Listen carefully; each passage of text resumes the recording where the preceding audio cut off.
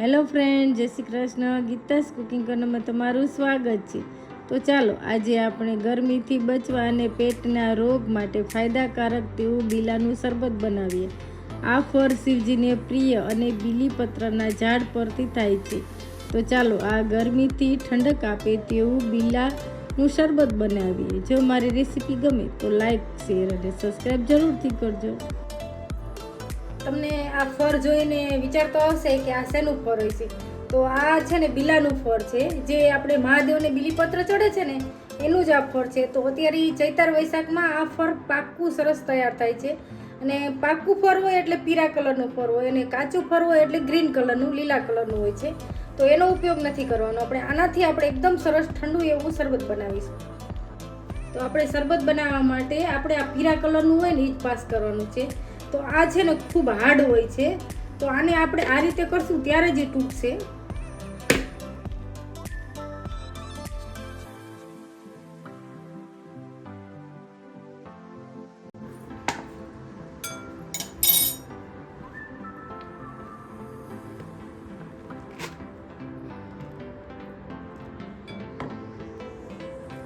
ઉપરથી છે ને થોડું હાર્ડ હોય છે અને અંદરથી છે ને એકદમ સોફ્ટ હોય છે. આ ગરને છે ને આપણે લઈ અને એકદમ સરસ ઠંડુ શરબત બનાવવાનું છે.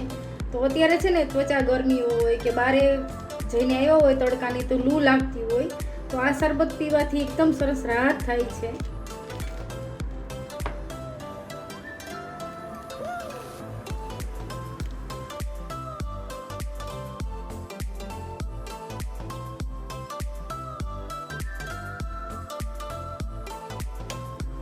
આપણે છે ને બધો પલ્પ આપણે કાઢી લીધો છે.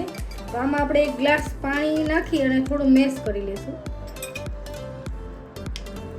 આ પલ્પને છે ને આપણે મિક્સર જારમાં ક્રશ નથી કરવાનું, કારણ કે બિયા હોય એમાં કડવાશ હોય છે. એટલે આ રીતે હાથથી આપણે સરસ આમ મેશ કરીને પછી જ આપણે પલ્પ એનો બહાર કાઢવાનો છે બધો.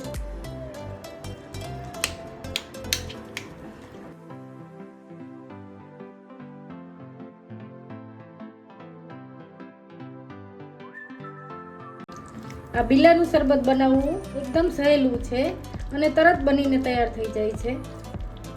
બીલાને છે ને અમૃત ફળ તરીકે પણ ઓળખાય છે.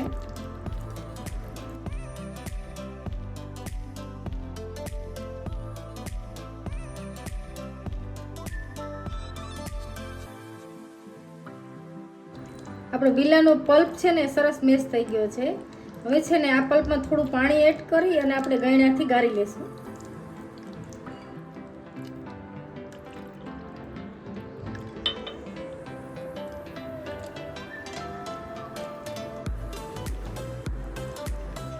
હવે છે ને મેં એક નીચે બાઉલ લીધું છે ને એક ગયણો લીધો છે. તો બને ત્યાં સુધી થોડી મોટી જારી હોય ને એવો જ ગયણો લેવાનો, એટલે છે ને આપણું પલ્પ સરસ બહાર નીકળી જાય.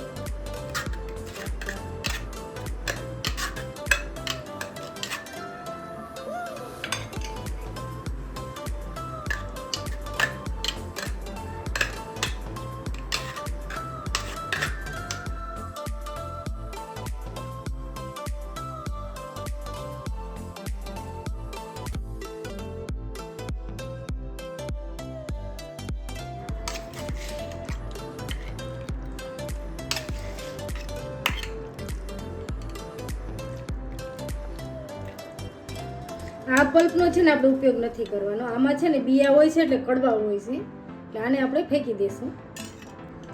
બીલીના ફળનો પલ્પ સરસ તૈયાર છે. તો આ પલ્પમાં આપણે 2-3 વસ્તુ ઉમેરી અને એકદમ સરસ ઠંડુ એવું શરબત બનાવીશું.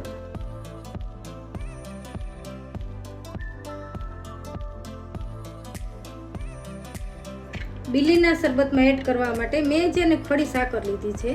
તો આની જગ્યાએ તમે ખાંડનો પણ ઉપયોગ કરી શકો અને ગોળનો પણ ઉપયોગ કરી શકો.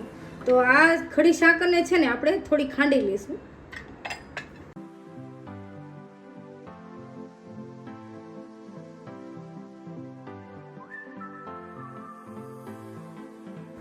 આપણે છે ને બીલાનું શરબત બનાવવા માટે મેં એક તપેલી લીધી છે. આ આપણે ઇન્સ્ટન્ટ શરબત બનાવવાનું છે. તો એમાં આપણે ખડી સાકર છે ને એને એડ કરી દઈ.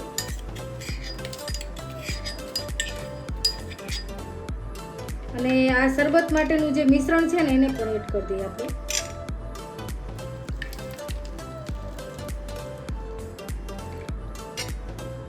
આ ફુદીનાના છે ને 4-5 પાન લીધા છે મેં થોડા, એને પણ આપણે ઝીણા ઝીણા ટુકડા કરીને એડ કરશું.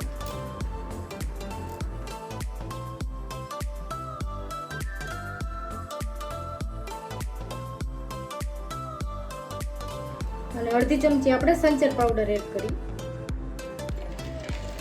અને થોડી વાર હલાવી લઈશું. એટલે સાકર છે ને એ અંદર ઓગળી જાય એટલા માટે.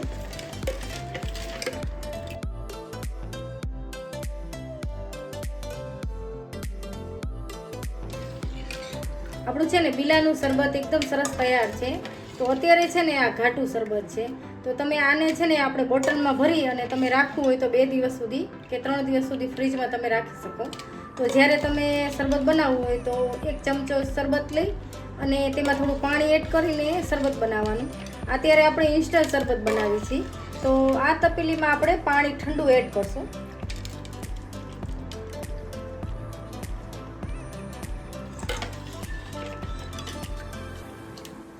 અને થોડા બરફના ટુકડા એડ કરશું.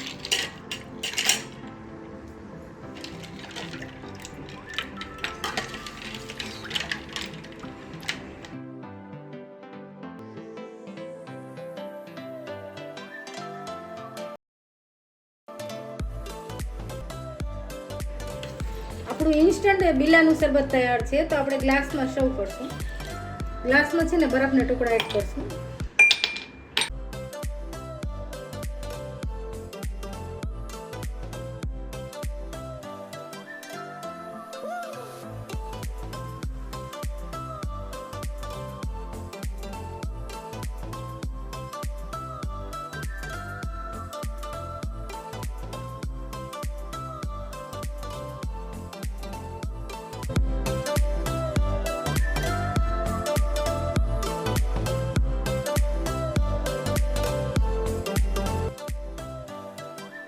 આપણે છે ને એકદમ સરસ ટેસ્ટી એવું બીલાનું શરબત બનાવ્યું છે. તો આ એકદમ સહેલી રીતથી બની જાય છે. અત્યારે ગરમીની સિઝન હોય તો બીલો આપણને ઠંડક આપે છે, તો એના માટે આપણે એકદમ સરસ ટેસ્ટી ફૂલ શરબત બનાવ્યું છે. તો મારી આ શરબતની રેસીપી ગમે તો લાઈક, શેર અને સબસ્ક્રાઈબ જરૂર કરજો. અને મને કોમેન્ટ કરીને કહેજો કે મારી આ શરબતની રેસીપી તમને કેવી લાગી. Thank you.